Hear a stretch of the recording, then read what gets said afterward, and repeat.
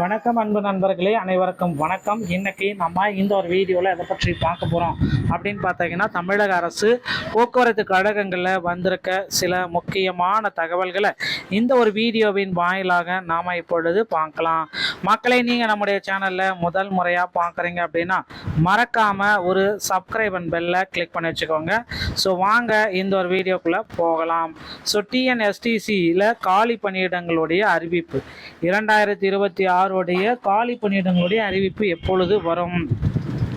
தமிழக அரசு போக்குவரத்து கழகத்தில் டிரைவர் மற்றும் கண்டக்டர், ஓகேங்களா? ஸோ இந்த ரெண்டு கேட்டகரிக்கு நீங்கள் ஜாயின் பண்ணணும் அப்படின்னா என்னென்ன விதிமுறைகளை பின்பற்ற வேண்டியதாக இருக்கும் மக்களே? ஸோ டிஎன்எஸ்டிசியை பொறுத்த வரைக்கும் புதிய அறிவிப்புகள் எப்பொழுது வரும், மேலும் பார்த்தீங்கன்னா சேர என்னென்ன விதிமுறைகளை பின்பற்றணும், இதை பற்றி எல்லாமே இந்த ஒரு வீடியோவின் வாயிலாக நம்ம பார்க்கலாம். ஸோ டிஎன்எஸ்டிசியோடைய அதிகாரப்பூர்வ அறிவிப்பு மற்றும் இந்த 2025 டிசிசி நியமனத்துடைய பெண்டிங் லிஸ்ட். ஸோ 2025 டிசிசியில் நியமனங்கள் அனைத்துமே பார்த்தீங்கன்னா பெண்டிங் லிஸ்ட்டில் இருக்குது. ஸோ கிட்டத்தட்ட 25,000 பேர் பார்த்தீங்கன்னா எடுத்தே ஆகணும் அப்படின்ற ஒரு சுச்சுவேஷனில் போக்குவரத்து கழகம் இந்த 2026 இருக்குது.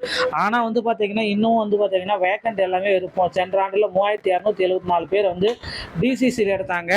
அதுலேயும் பார்த்தீங்கன்னா இன்னொரு 850 பேருக்கு பார்த்தீங்கன்னா அப்பாயின்மெண்ட் ஆர்டர் அப்படின்றது இன்னும் போடவே இல்லை.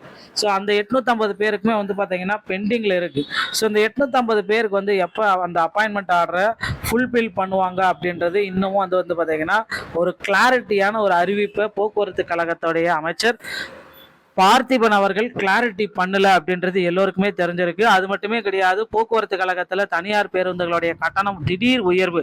ஸோ 30 ரூபா கட்டணத்தை பார்த்தீங்கன்னா 35 ரூபாயாக மாற்றி அமைச்சிருக்காங்க. அதுவும் போக்குவரத்துறை அமைச்சர் இருக்கிற இடத்துல இது நடந்திருக்கு. இந்த பேருந்துடைய உரிமத்தை அவர் ரத்து செய்யறதுக்கு அவருக்கு அதிகாரம் இருக்கா இல்லையான்றது இன்னும் தெரியல.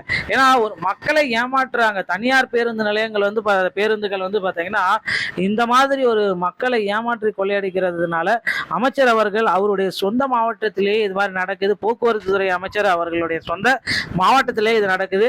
இதற்கு உண்டான ஒரு சுச்சுவேஷனை அவர் அமைச்சிருக்காரு. கண்டிப்பாக பார்த்தீங்கன்னா போக்குவரத்து கழகத்தில் புதிய அறிவிப்புகளை வெளியிடுவாரா, இல்லை இருக்கிறவங்களுக்கு பார்த்தீங்கன்னா முறையாக வழிநடத்தப்படுமா, போக்குவரத்து கழகம் சீரமைக்கப்படுமா அப்படின்றது இன்னமும் நமக்கு கிளாரிட்டியாக தெரியல.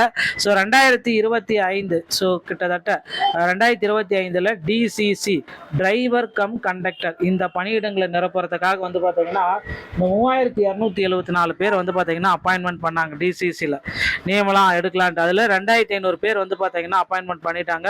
அவங்க இப்போ தற்சமயம் பார்த்தீங்கன்னா போஸ்டிங்லேயும் இருக்காங்க. மீதி இருக்கிற 850 பேருக்கு பார்த்தீங்கன்னா இன்னும் போஸ்டிங் போடவே இல்லை. அவங்களுக்கு எப்போ போடுவோம் அப்படின்றது தான் இப்போ கேள்விக்குறியாக இருக்குது. இந்த ஆண்டு ஜனவரியிலேருந்து பார்த்தீங்கன்னா அவங்க வெயிட் பண்ணிட்டு தான் இருக்காங்க. எங்களுக்கெல்லாம் அப்பாயின்மெண்ட் லெட்டர் வரும்ன்ட்டு, ஆனால் வந்த பாடல.